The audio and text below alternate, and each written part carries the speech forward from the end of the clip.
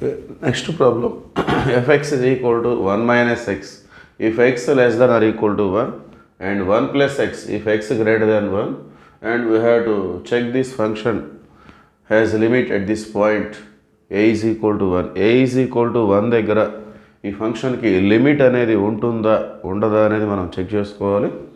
So limit ఉంటుందా ఉండదా అంటే మనం LHL left hand limit, RHL right hand limit రెండు ఫైండ్ చేయాల్సిన అవసరం ఉంటుంది.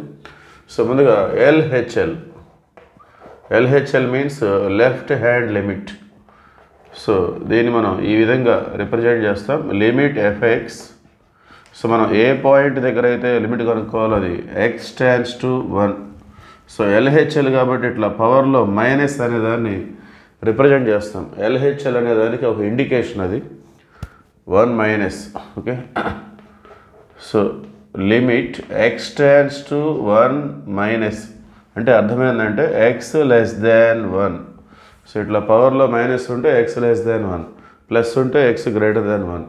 సో ఎక్స్ లెస్ దాన్ 1 అయినప్పుడు మన ఫంక్షన్ ఎలా ఉంది? సో ఎక్స్ లెస్ దాన్ అయినా ఈక్వల్ టు అయినా ఇదే 1 మైనస్ ఎక్స్.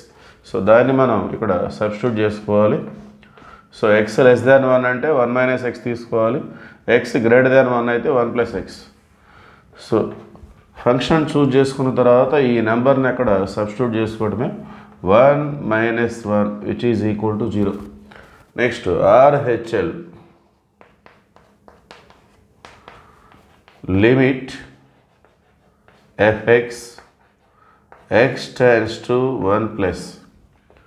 సో ఆర్హెచ్ఎల్ అనే దానికి ఈ నెంబర్కి పవర్లో ప్లస్ అనే దాన్ని మనం ఇండికేట్ చేస్తాం. So limit x tends to 1 plus, that means x greater than 1. So పవర్లో ప్లస్ ఉంటే x గ్రేటర్ దాన్, పవర్లో మైనస్ ఉంటే x less than. So x greater than 1 అంటే this is the function 1 plus X. So now substitute the number 1 plus 1, X ప్లస్లో 1 substitute చేసుకోవాలి. 1 plus 1 is equal to 2. So LHL 0 వచ్చింది, RHL 2 వచ్చింది. Therefore LHL is not equal to RHL. Therefore limit x tends to 1 f x x is equal to 1 అనే point దగ్గర limit అనేది exist అవ్వట్లేదు, is not exist.